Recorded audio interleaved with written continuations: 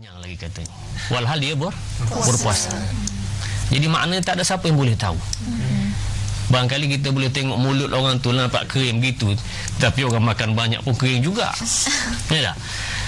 Kadang-kadang orang tu nampak macam berpuasa, tapi rupanya bila pergi tengok tandas-tandas awam bulan puasa penuh dengan kotak air kotak tu, minuman, tin, roti, plastik roti dan seumpamanya. Rupanya ramai tak puasa. Bila kita tengok dia keluar tandas, nampaknya macam puasa, rupanya tidak. Jadi maknanya ini adalah satu perkara yang amat khusus berkaitan dengan taqwa, iaitu apabila kita melakukan puasa ini hanya senya antara kita dengan Allah Subhanahu Wa Taala yang betul-betul dapat mengetahuinya. Tentu sekalilah para malaikat yang menulisnya, tetapi maksudnya orang lain kalau nak pastikan sangat dia berpuasa pun belum dapat kita ketahui secara pasti. Jadi para pelajar muslimin muslimat sidang penonton rahmat Allah sekalian, maka dengan sebab itu sifat dalam masalah berpuasa ini akan mendatangkan sifat taqwa kepada Allah Subhanahu Wa Taala. Itu adalah salah satu perkara yang berhubung kait amat kuat dalam masalah puasa ini. Jadi kalau ada soalan lain daripada para pelajar, sila. Okay, Ustaz. Ya, sila. Dalam ayat yang kita bincangkan terdapat tentang syariat puasa umat yang terdahulu. Adakah puasa yang diwajibkan kepada umat terdahulu itu sama dengan puasa yang kita laksanakan pada hari ini? Bagus, soalan bagus daripada Luqman. Kebetulan nama pun sama. Terima kasih, Ustaz. Jadi bila disebut dalam ayat seperti mana telah orang-orang dahulu berpuasa, kama kutiba alal ladzina min qablikum, ini bermaksud umat dahulu pun juga berpuasa. Soalannya, adakah puasa mereka sama puasa kita? Adakah puasa mereka terbit matahari sampailah terbenam matahari macam kita? Baik, apabila Ustaz merujuk perkara ini, rupanya sunnah berpuasa ini sudah ada sebelum ini. Tetapi yang pertama sekali, dia tidak berlaku pada bulan Ramadan, ataupun berlaku pada sebahagian bulan sahaja, bukan keseluruhan Ramadan. Dengan itu pada umat Muhammad sallallahu alaihi wasallam yang dikhususkan pada Ramadan. Misalnya nabi-nabi yang sebelum ini berpuasa pada bulan Zulqa'dah. Zulqa'dah pada bulan yang ke-11 dalam Islam. Jadi dengan sebab itu mereka berpuasa bukan pada Ramadan. Nabi Musa alaihissalam, sifat puasanya berbeza dengan puasa kita. Dalam ayat Al-Quran, a'udzubillahi minasyaitonirrajim, وَوَاعَدْنَا مُوسَى 30 لَيْلَةً وَأَتْمَمْنَاهَا بِعَشْرٍ فَتَمَّ مِيقَاتُ رَبِّهِ 40 لَيْلَةً. Baik, ayat dalam surah Al-A'raf. Ayat itu menceritakan Nabi Allah Musa alaihissalam pergi ke Bukit Tur Sina dengan tujuan untuk berjumpa dengan Allah Subhanahu Wa Taala. Lalu sebelum itu Allah suruh Nabi Musa mempersiapkan dirinya, membersihkan diri. Bagaimana caranya? Bermunajat, berkhulwah. Jangan salah faham, berkhulwah ini maksudnya seorang-seorang dengan Allah Subhanahu Wa Taala, beribadat kepada Allah. Dan tambah satu lagi, iaitu berpuasa. Baik, berpuasa ini dalam tafsir menyebutkan bahawa puasa Nabi Allah Musa alaihissalam ialah puasa selama 30 hari. La ya'kulu khubzan, tak makan roti, wa la yashrabu ma'an, dan tidak minum air. 30 hari. Mampu kita buat macam tu? Antara pagi sampai malam pun tak mampu, tak? Apatah lagi sampai 30 hari berpuasa. Lalu Allah Subhanahu Wa Taala cukup 30 hari, fatamma miqatu rabbi 40 lailah. Suruh lagi tambah 10, 40 hari tak buka-buka puasa. Allahumma.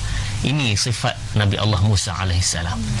Sebab itulah Ustaz nak beri sedikit kaitan apabila kisah Isra' dan Mi'raj, bila 50 sembahyang yang diberi oleh Allah, siapa yang menyekat Rasulullah daripada bawa 50 tu ke bumi ini? Nabi Musa alaihissalam. Kenapa? Kerana dia tahu umat Muhammad tidak innahum du'afa, mereka itu adalah lemah. Umat Nabi Musa makali boleh puasa seperti itu, kemampuan ni 40 hari boleh. Tetapi umat Nabi Muhammad tak mampu. Dan memang betul lah, umat Nabi Muhammad ini sebenarnya lemah dan tidak mampu untuk melakukan seperti mana ibadat Nabi Musa dan umatnya. Maka dengan sebab itu Allah Subhanahu wa taala fardukan hanyalah min tulu'il fajri ila ghurubish syamsi, bermula daripada terbitnya matahari sehinggalah terbenamnya matahari. Baik. Kemudian begitu juga Nabi Hizqil berpuasa hanya tidak boleh makan daging haiwan. Dia punya puasanya tidak boleh makan daging haiwan. Yang ini perkara-perkara yang disebut dalam tafsir. Nabi Daniel pula, rupanya Daniel itu Nabi. Ramai orang beri nama anak-anaknya. Okey, bagus, tak masalah.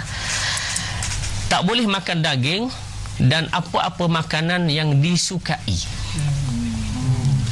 Kalau minat ABC pun tak boleh lah. Makanan lain yang tidak disukai, okey. Yang tidak disukai. Begitu juga dalam kitab sejarah Yahudi sendiri, ini disebut oleh Syekh Atiyah Saqar, bahawa orang Yahudi disuruh berpuasa bukan sahaja menahan lapar dan dahaga, bahkan kena tidur dalam tanah dalam keadaan huzn, dalam keadaan sedih. Sampai ke tahap itu yang disuruh oleh Allah Subhanahu wa taala kepada mereka. Tetapi malangnya mereka ini banyak sangat telah melakukan yuharrifunal kalima am mawadhi'i. Perintah-perintah agama mereka telah diubah dan telah dilakukan untuk sesuai dengan hawa nafsu mereka. Itulah keadaan puasa umat-umat yang terdahulu. Jadi nampak jelas bahawa puasa yang kita buat sekarang adalah berbeza dengan puasa yang umat terdahulu. Maka dengan sebab itu, Islam ini adalah merupakan satu agama bukan menasakh ataupun membatalkan semua yang sebelum daripada ini, tetapi Islam ini sebagai mutammim, sebagai menyempurna. Cuba lihat 5 rukun Islam. Mengucap tu ada ke tidak sebelum ini? La ilaha illallah ada ke tidak? Ada. Muhammad tak ada lah. Yang ada tu la ilaha illallah, tapi dah ada. Yang kedua, sembahyang ada ke tidak? Ada. Puasa ada. Yang kita bincang sekarang ni puasa ada. Zakat ada. Haji ada. Nampak tak confident aja. Haji juga ada. Di zaman Nabi Allah Ibrahim. Tetapi datangnya Muhammad sallallahu alaihi wasallam adalah menyempurnakan. Jadi sebahagian besar dalam asas-asas Islam adalah mengambil daripada sunnah anbiya, nabi-nabi yang sebelum ini. Jadi tinggal lagi Islam ini membawa caranya ialah kesempurnaan, seperti mana solat yang ada sekarang, seperti mana haji yang ada sekarang, seperti mana puasa yang ada sekarang. Jadi dengan sebab itu kita tak boleh kata bahawa Islam ini adalah sebagai nasikhun ataupun membatalkan semua lepas, tidak, tetapi kita katakan sebagai mutammim, sebagai menyempurnakan segala apa yang ada pada agama-agama yang telah lepas. Jadi dengan sebab itu, para pelajar muslimin muslimat, sidang penonton yang dirahmati Allah sekalian, maka kita dapat satu perkara asas kepada pertemuan kita ini, iaitu bahawa puasa ini memang ada pada zaman kita dan juga ada pada zaman yang sebelumnya, tetapi berbeza dari sudut masa, berbeza dari sudut sifatnya sedikit, dan berbeza dari sudut cara menyempurnakan puasa itu sendiri. Jadi dengan sebab itu kita memahami juga bahawa puasa ini bertujuan untuk melatih